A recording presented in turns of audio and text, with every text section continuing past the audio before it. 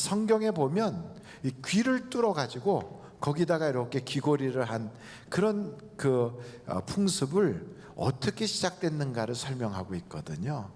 그게 사실은 노예들이 6년이 되면 7년째 됐을 때 자기 집에서 이제 해방이다 하고 나가게 돼요. 그럼 나갈 때 그냥 내보내지 말고 우리에서 양을 좀 몇 마리 주고 곡식도 주고 그가 나가서 이제 자립하여 새롭게 재기할 수 있는 그러한 자원을 좀 줘서 풍족하게 내보내라. 성경이 그렇게 말씀하고 있거든요. 그렇게 나갈 수 있는 기회가 왔을 때 그러나 나가기 싫어하는 사람이 있다는 거예요. 왜냐하면 그가 그 가정에서 노예로 있을 때 그 주인이 그에게 장가를 보냈어요. 그 결혼을 하여 아이들을 낳고 6년 동안 그 집에서 있다 보면 그 여종이나 혹은 그 집의 자녀는 종의 아들은 종인데 그건 다 주인의 재산이라 그 주인의 재산을 가지고 나갈 수는 없어. 그건 두고 자기 단신으로 나가야 되거든요. 그러니까 그렇게 나가는 거는 내가 싫다. 나는 가족들과 함께 살겠다. 그래서 나는 나가지 않겠습니다. 그러면 제사장에게 가서 제사장의 그 제단 그 성전 문 지방에다가 귀를 이렇게 놓고 여기를 못으로 구멍을 뽕 뚫어서 귀걸이를 하라는 거예요. 그렇게 하면 평생 그 집에 노비가 되고 다시는 자유를 얻지 못하지만 그렇게 자유의사로 노예가 된 사람은 아주 혹독하게 다루지 말고 집안 식구처럼 그렇게 같이 지내라 하는 것이 성경의 가르침입니다. 그렇다면 이 말씀을 통하여 우리가 몇 가지 생각해 볼 필요가 있어요. 여러분, 옛날 노예나 그 노비는 어떻게 신분이 높았어요? 낮았어요? 낮았어요. 그러니까 우리나라나 중국이나 유럽이나 할 것 없이 어느 나라 어느 지방이든 노예 제도는 대부분이 있었는데 그 노예들의 인권이나 노예들의 처우는 형편없었지요. 심지어 중국 같은 데에서는 노예가 순장 때 주인 죽으면 무덤에 같이 묻히는 경우도 있었어요. 그러니까 주인이 돌아가셨다, 장례식을 한다, 그럼 노예를 몇 사람 이렇게 갖고 같이 묻는 거예요. 물건으로 생각해서 사람으로 보질 않은 거죠. 말하는 짐승으로 생각한 거예요. 그리고 노예는 재산이니까 이리저리 팔 수도 있었어요. 그리고 또 노예를 주인이 시키는 일을 뭐든지 해야 되니까 저 로마에서는 넌 검투사로 나가라. 그러면 자기가 싸우기 싫은데도 나가서 칼 들고 싸우다가 죽이기도 하고 죽음을 당하기도 하는 그런 끔찍한 일을 당하기도 했단 말이죠. 고통을 겪고 있는 노비가 이제 자기가 노예에서 풀려나서 자유를 얻을 수 있는 기회가 왔다. 그러면 얼마나 기쁘겠어요. 내 인생에 이런 날이 있을까? 어떻게 나에게 이렇게 재기할 수 있는 그런 기회가 왔을까? 좋아서 뛰쳐나갈 거 아니겠어요? 그런데 그런 그 기회가 왔을 때 가족 때문에, 사랑하는 아내와 자녀 때문에 그 기회를 포기했다는 거예요. 그리고 가서 길을 뚫고 나는 영원히 노예로 살겠다, 이렇게 말한다는 건 쉬워요, 어려워요? 쉽지 않아요. 그런데 성경을 보니까 예수님이 이 땅에 오실 때 그 예수님의 모습이 어떻게 오셨냐면 종의 모양으로 오셨다는 거예요. 여러분, 예수님은 부잣집에 태어나지 않았어요. 귀족 집안에 태어나지 않았어요. 아주 가난한 집안에, 정말로 노예나 별반 다를 바 없는 막리라는 집안에 태어나서, 그것도 일찍이 아버님 돌아가시고 동생들과 가족 어머니를 돌보느라고 온갖 일을 다 하셔서 아마도 그 손은 목수라고는 하지만 우리가 생각하는 그런 목수가 아니고 잡일꾼이거든요. 굉장히 고생을 많이 하셨지요. 그래서 성경을 보면 그는 종의 모양을 가졌다 그래요. 한번 여러분 성경을 한 구절 좀 찾아보면 좋겠어요. 빌립보서 2장인데요 7절로 8절이에요. 빌립보서 2장 7절로 8절. 자, 같이 한번 보실까요? 시작. 오히려 자기를 비워 종의 형체를 가지사 사람들과 같이 되셨고 사람의 모양으로 나타나사 자기를 낮추시고 죽기까지 복종하셨으니 곧 십자가에 죽으심이라. 그러니까 예수님은 이 땅에 오실 때 왕처럼 온 게 아니라 종처럼 오셨어요. 종의 모양으로 오셨어요. 그렇게 오셔서 어떻게 되냐면 그 사람들보다도 더 천한 죄인같이 되어서 나중에는 십자가를 지고 처형을 당하여 두 손과 두 발에 못이 박히고 옆구리에 창이 박혀서 물과 피를 다 쏟고 그리고선 처참하게 돌아가셨다고요. 왜 그렇게 하셨는가? 성경은 우리에게 왜 그랬느냐를 설명하는데 우리를 사랑하셔서 그랬다는 거예요. 마치 자유를 얻을 수 있었던 그 아버지가, 그 가장이 가족들을 위해서 그 모든 걸 포기하고 귀가 뚫어지고 그리고 못자국 난 그 모양으로 자녀들 앞에 서서 내가 가장으로서 끝까지 너희와 함께 할게, 내가 너를 사랑한다 하고 보여주는 것처럼 우리 주님이 두 손과 두 발에 못자국 난 그 모습으로 우리 앞에 서서 내가 너를 이렇게 사랑한다 말씀하시는 거란 말이죠. 그래서 여러분, 예수님의 그 십자가의 지심은 귀를 뚫은 그 종처럼 우리를 위하여 자신을 주신 거예요. 그를 다른 말로 말하면 사랑하신 거다, 사랑의 종이 되셨다, 이렇게 말할 수가 있습니다. 이 말씀을 보면서 귀 뚫린 종은 바로 사랑의 노예가 된 거예요. 여러분, 예수 믿는 사람은 사랑 빼면 아무것도 없어요. 기독교인이, 교회 다니는 사람이 사랑이 없다면 그 사람 교회 뭐 때문에 다니겠어요? 교회를 다녀요. 10년 다녔어요. 20년 다녔어요. 교회 직분이 목사예요, 장로예요, 권사예요. 그런데 사랑은 없어요. 그럼 뭡니까? 아무것도 아닌 거예요. 사랑이 없는데 그 사람이 무슨 어느 교회 뭐라고 해봤자 아무것도 아니죠. 성경에도 나와 있어요. 사랑이 없으면 아무것도 아니고 울리는 꽹과리라고. 여러분, 고린도전서 13장을 한번 보실까요? 1절 2절을 보시면 거기에 이렇게 나와 있어요. 내가 사람의 방언과 천사의 말을 할지라도 사랑이 없으면 소리나는 구리와 울리는 꽹과리가 되고, 내가 예언하는 능력이 있어 모든 비밀과 모든 지식을 알고 또 산을 옮길 만한 모든 믿음이 있을지라도 사랑이 없으면 내가 어떻다고요? 아무것도 아니라는 거예요. 그래서 여러분, 한번 여러분의 가슴에 손을 얹고 내가 교회 다니는 사람인데 내가 과연 사랑이 있는가 생각할 때 나는 사랑이 있어. 그렇다면 그 사람은 정말 제대로 교회를 다니시는 거예요. 근데 내가 사랑이 없다, 그러면 지금 헛다니는 거예요.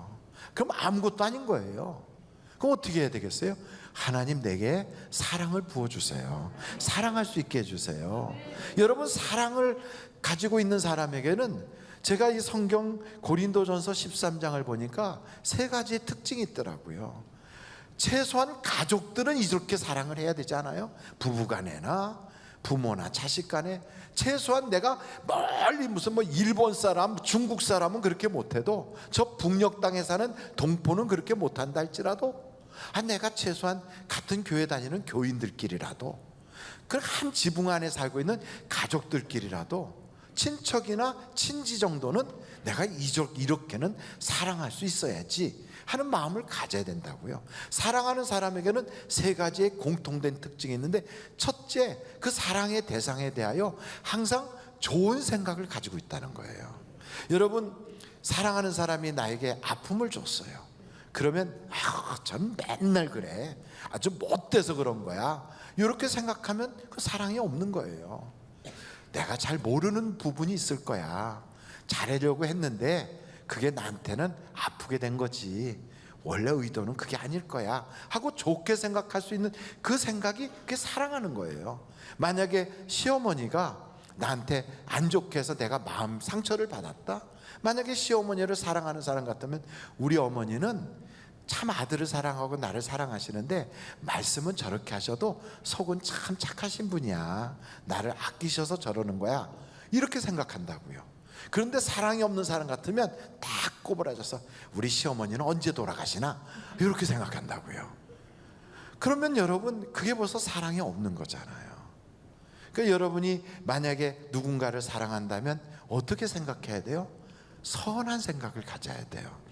그런 생각을 가지고 이 세상을 살다 보면 사람들이요, 저 사람은 속이 착해, 그러니까 내가 저 사람은 착하게 대접을 해야지, 이렇게만 하면 얼마나 좋겠어요.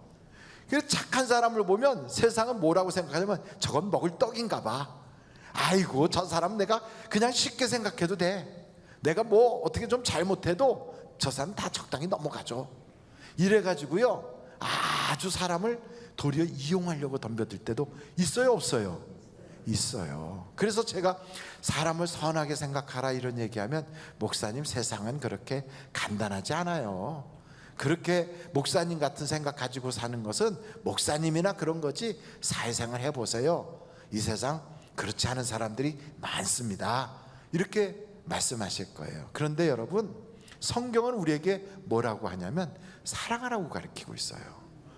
그럼 사랑하면 이용당할 텐데, 사랑하면 도리어 그 사람한테 손해당하고 사기당하고 도리어 그 사람한테 내가 많은 어려움을 겪을 텐데, 이런 생각이 있거든요. 맞아요. 세상 그래요. 그럼에도 불구하고 우리는 세상만 보는 게 아니고 그 사람만 보는 게 아니라 하나님을 보는 거예요. 믿음이란 뭐냐, 신앙이란 뭐냐, 하나님을 믿는 거거든요. 그 하나님이 나의 이런 형편, 내가 이런 의도를 가지고 하는 모든 것을 알고 계시고, 저 사람은 그걸 날 이용하려고 그러고, 저 사람은 그런 나를 짓밟으려고 그러고, 나한테서 하나라도 더 빼먹으려고 그러지 좋은 생각을 가지고 있지 않다는 걸 하나님은 아신다.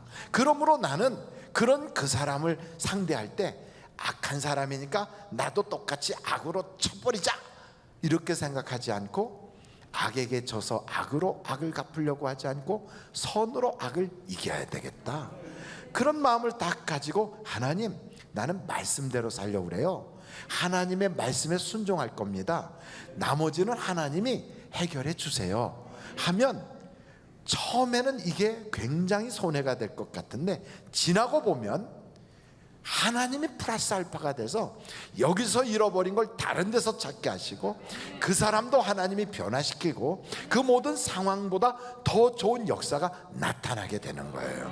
그게 바로 요셉 사건이에요.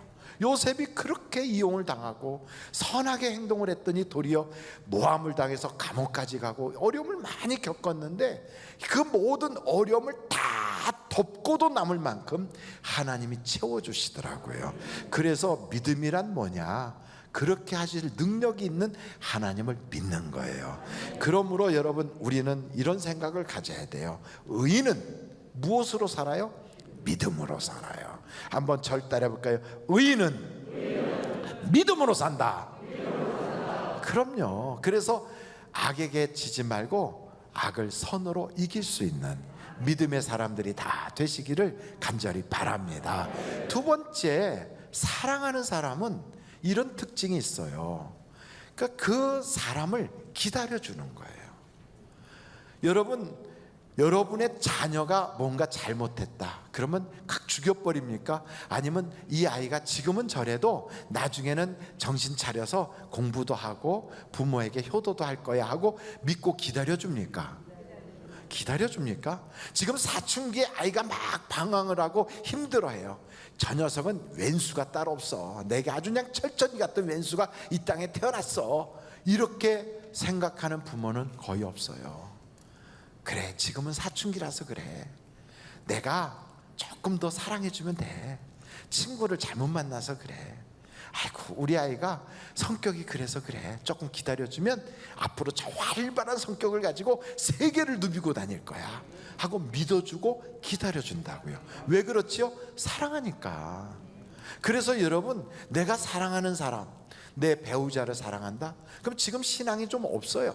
담배도 뻐끔뻐끔 피고 술도 좀 꼴깍꼴깍 마시고 집에 들어올 때 얼굴 빨개서 비틀거리고 들어왔어요. 에휴, 마귀 새끼가 따로 없어, 이렇게 말하는 사람은 그 사랑이 없는 거예요. 정말 예수 믿는 사람이고 속에 사랑이 있다면 비록 지금은 이래도 내가 기도하고 있잖아. 하나님이 분명히 믿음의 장부로 세워주실 거야. 이걸 믿는 거예요. 그래서 기다려주는 거예요. 온 가족이 아무도 예수를 믿지 않아. 혼자 믿고 있기 때문에 힘들어. 우리 집안은 언제 예수 믿을까? 그러면서 참 마음으로 답답해할 때 여러분, 성경은 우리에게 말하거든요. 주 예수를 믿으라. 그리하면 너와 내 집이 구원함을 얻으리라. 주여, 나는 이 말씀을 믿습니다. 지금은 나 혼자지만 우리 온 집안 식구가 다 믿는 날, 온 집안 식구가 조금 아까 오영욱 집사님의 가정처럼 6명의 자녀들이 새벽마다 일어나서 다 같이 나와가지고 와, 새벽 기도를 그렇게 한 거예요. 얼마나 대단합니까? 저 가정은 TV에도 나온 가정이거든요. 그런데 여러분, 이렇게 아이들과 함께 온 가족이 그렇게 기도하면서 그런 모습을 보면 부럽다. 나는 어떻게 돼서 언제나 저렇게 되나? 기다려줄 수 있는 거, 그게 사랑이에요. 여러분, 사랑은 오래 참는 거예요. 사랑은 기다려주는 거예요.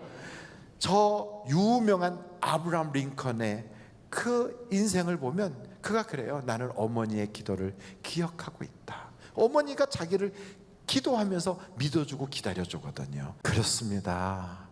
내가 기도하면서 기다려줄 수 있는 것, 그게 사랑입니다. 여러분, 5월은 가정의 달이라고 그러잖아요. 여러분의 자녀를 위해서 기도하십시오. 여러분의 배우자를 위하여 기도하십시오. 내가 속에 사랑이 없다면 우리는 예수 헛믿는 거예요. 그리고 사랑이 있다면 믿고 기다려줄 수 있어야 돼요. 그냥 기다리는 것은 그건 아무것도 아니에요. 그건 망부석이고, 그거는 길거리에 서 있는 천하대장군 또 지하여 장군처럼 그렇게 그냥 서 있는 그 나무 대가리와 딱 똑같죠. 우리는 기도하면서 기다릴 수 있어야 돼요. 기도하는 그 기다림은 사랑의 열매로 맺어질 줄로 믿습니다. 사랑은 기다리는 것이 사랑이에요. 사랑은 오래 참고 그러거든요. 세 번째, 사랑은요, 무례히 행치 않는 거예요. 여러분, 사랑이란 말로 함부로 하는 거, 사랑이란 말로 자기의 것을 막 주장하고 강요하는 것은, 그것은 거짓 사랑이에요. 진정한 사랑은 예의를 다 갖추고 상대방을 존중해 주는 것이 진정한 사랑입니다. 하나님도 우리를 막무가내로 그렇게 이끌고 가지 않으세요. 하나님이 우리를 보실 때는 얼마나 답답한 게 많으시겠습니까? 그리고 얼마나 무지하게 여기시겠습니까? 그렇다면 우리의 의견 들을 것도 없고, 우리의 무슨 생각 필요 없어, 날 따라오면 돼 하고 막 강압적으로 나를 끌고 갈 텐데, 우리 하나님은 그렇게 안 하세요. 우리를 존중하셔서 우리에게 자유의지를 주셨어요. 그래서 우리의 입으로 하나님을 나의 아버지라고 고백하게 하시고 예수님을 나의 주님이라고 고백하게 하셨다고요. 우리 하나님은 심지어 나로 하여금 그냥 밖에서 그냥 문을 꽉 부숴가지고 막 치고 들어오는 그런 하나님이 아니시고, 나로 하여금 자발적으로 문을 열게 하시려고 문을 두드리시는 분이에요.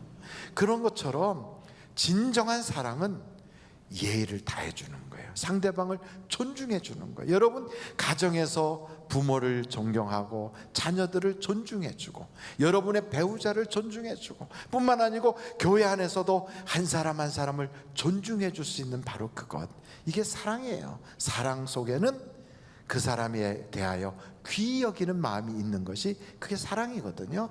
여러분, 사랑하는 사람에는 이 세 가지가 있다고요.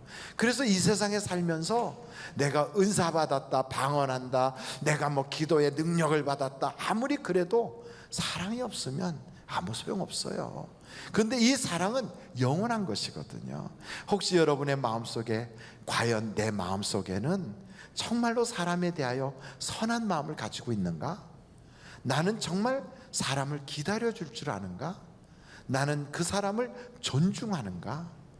혹시나 내 마음에 그런 마음이 없었다면, 하나님, 내 속에 사랑을 회복시켜 주세요. 사랑을 콜콜콜콜콜 이렇게 부어주세요. 그것이 바로 성령의 마음이거든요. 예수님께서는 그래서 우리를 어떻게 사랑하냐면 끝까지 사랑하신대요. 여기에 귀에 구멍이 뚫린 그 노비는 자기 가족을 사랑해서 뭐라고 말하냐면, 그래, 내가 혼자 나가서 나 성공할 수 있어. 그렇지만 나는 그 모든 걸 다 포기하고 너희와 영원히 함께하고 싶어. 그게 사랑이잖아요. 내가 너와 영원히 함께하고 싶다. 사랑은 함께하고 싶은 거예요. 예수님도 그러셔서 우리에게 뭐라고 말씀하셨냐면 세상 끝날까지 우리를 떠나요, 안 떠나요? 안 떠나요. 떠나요, 안 떠나요? 안 떠나요. 안 떠나기 때문에 성경이 뭐라고 말하면 세상 끝날까지 내가 너와 함께 하리라. 여기서 아멘을 세게 해야 돼요. 우리 주님이 우리와 세상 끝날까지 함께 하신다는 거예요. 그러니 여러분, 우리가 어디로 가든지 무엇을 하든지 우리는 주님과 동행하는 자예요. 그러므로 우리는 세상에 두려워할 거 없어요. 기죽을 거 없어요. 하나님이 지켜주시고 하나님의 생명싸개로 쌓아놔 주셨다고요. 내가 이 세상 떠날 때가 되면 주님이 데려가겠지. 그 전에는 하나님의 영광의 도구로 나를 써주시겠지. 그리고 그 모든 과정에서 하나님은 날 통하여 주께서 역사해 주실 거야. 이 믿음을 가지고 우리는 당당하게 가는 거예요. 근데 이 믿음을 가지려면 어떻게 해야 되느냐? 성경 우리에게 그래요. 성령이 우리에게 오셔서 그 성령으로 인하여 우리를 영원토록 지켜주신다. 여러분, 성령님이 오셔서 하는 일이 크게 두 가지가 있는데, 첫째는 우리가 천국 갈 거라는 보증을 꽝 찍어주는 거예요. 여러분, 우리가 이 세상에 살면서도 너는 천국 가도록 예정돼 있어. 너는 이미 천국, 거기에 좌석표가 이미 너는 받은 거야. 여러분, 혹시 천국 좌석표를 받고 살고 있습니까? 천국 입주권을 가지고 있습니까? 천국에 입장할 수 있는 비자를 받아놨습니까? 만약에 그게 없다면 여러분, 교회 괜히 다니는 거예요. 그거는 어떻게 받나요? 성경이 말합니다. 성령이 우리에게 오시면 그것을 보증해 주신다고. 그래서 여러분, 성령 받기를 간절히 바랍니다. 그리고 성령이 우리에게 오시면 내가 하나님 안에, 하나님이 내 안에 계시다는 것이 내게 입증이 되기 때문에 세상이 줄 수 없는 기쁨이 내 속에 꽉 차요. 그러니 여러분, 교회에 다니면서 그 맛을 본 사람은 신앙생활에 항상 즐겁다고요. 그래서 성경에 뭐 항상 기뻐하라, 쉬지 말고 기도하라, 범사에 감사하라 그리 돼 있거든요. 근데 어떤 사람은 교회를 다니면서 항상 근심해라, 쉬지 말고 걱정해라, 그리고 범사에 염려해라, 아주 그러고 사는 사람이 있어요. 저는 오늘 그런 염려, 걱정, 근심이 싹 달아나고 성령을 통하여 여러분의 얼굴도 빛이 쫙 비치고 마음속에는 어둠의 그림자도 없는 그러한 행복과 기쁨으로 충만하기를 간절히 바랍니다. 그런 사람은요, 세상에 살면서 걱정이 없어. 왜? 하나님 해결해 줄 걸 믿으니까. 그냥 핸드백 빙빙 돌려가면서 할렐루야 노래 부르고 그러면서 조그만 단칸방에서도 천국을 이루며 살아요. 아무리 큰 부잣집에 살면서도요, 하나님이 없이 사는 사람은 그곳이요 지옥과 같아요. 불평이 꽉 차. 왜? 아무것도 내 것이 없거든. 이 세상 떠나는 날 다 놓고 갈 거거든. 한 가지도 못 가지고 가거든요. 그런데 아무것도 없어 보이는 그 사람 속에 성령이 있는 사람은요, 이 세상 떠나는 그 순간 저 천국이 다 내 거거든. 그러니까 여러분, 나는 오늘 죽어도 천국 간다는 확신이 있는 사람은요, 세상이 넘볼 수 없는 기쁨이 그 속에 꽉 차 있어요. 이런 사람은요, 성령의 바람이 확 그의 인생에 막 불어오는 거예요. 저는 여러분들이 예배를 딱 끝나고 나갈 때는요, 막 성령의 바람이 내게 확 불어와서 기쁨이 충만하고 감사가 충만하고 기도하면 응답받고 하나님이 나와 함께하는 증거들이 나타나는 산 신자가 되기를 간절히 바라요. 성경에 보면요, 동풍이 막 불 때, 그때 그 동풍을 통하여 메추라기들이 날라와가지고 이스라엘 백성들이 고깃국을 쫙 먹고 고기를 구워 먹고 해서 그들의 모든 양식을 채웠다는 거예요. 여러분, 하나님이 성령의 바람을 불어올 때 내 인생의 기도의 제목들이 응답받고 홍해가 갈라지고 성령의 바람이 불 때 나의 모든 인생의 간증으로 변화되는 것을 믿으시기를 간절히 바랍니다. 그래서 주여 내게 성령을 내려 주시옵소서. 성령에 대하여는 알고는 있지만 체험이 없는 사람들도 많아요. 어떤 사람은 성령에 대한 소리는 많이 들었는데 이 성령을 못 받고 남들 받은 성령에 대해서만 구경하는 사람도 있어요. 이런 건 뭐 별거 그런 걸 받아야 돼. 돈 많이 버는 게 최고지. 아이고 세상에서 잘 나가는 게 최고야. 이렇게 생각하는 사람도 있어요. 왜냐하면 하나님의 것을 다 미련한 것으로 여기니까. 그러나 여러분, 성령을 받아본 사람은 그 맛을 알기 때문에 이 기쁨을 세상의 어떤 거하고 바꿀 수가 없어요. 그 어떻게 하면 성령 받느냐? 성경에 보니까 기도하면 성령을 주신대요. 그래서 여러분, 성령을 달라고 기도할 때 하나님께서 우리에게 오늘도 이 시간에도 이 예배 중에도 성령을 여러분에게 내려주실 줄로 믿습니다.